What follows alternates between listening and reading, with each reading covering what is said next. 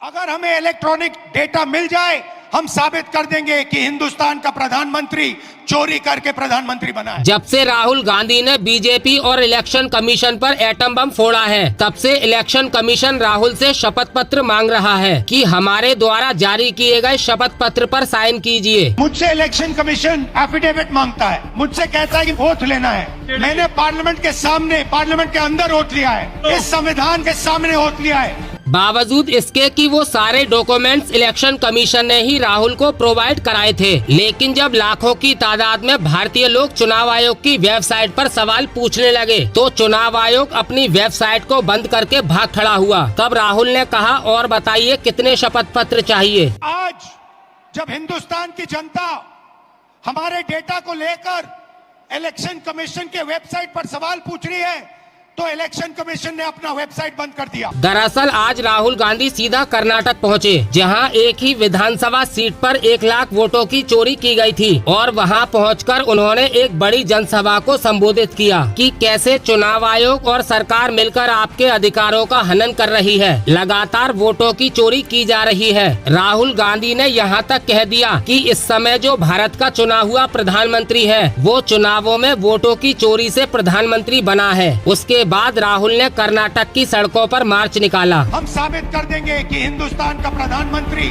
चोरी करके प्रधानमंत्री बना है। इसके बाद राहुल ने कहा कि अब तो बस चुनाव आयोग हमें इलेक्ट्रॉनिक डेटा प्रोवाइड करा दे, हम मिनटों के भीतर बता देंगे कि पूरे भारत में कितनी सीटों पर चोरी की गई थी। उन्होंने कहा, भारत का प्रधानमंत्री महज 25 सीटों की लीड पर प्रधानमंत्री है, जिनमें से एक बेंगलोर की सीट का एग्जाम्पल दिया, और ऐसी कुल 25 सीटें हैं जिन पर भाजपा 35,000 वोटों के मार्जिन से जीती थी।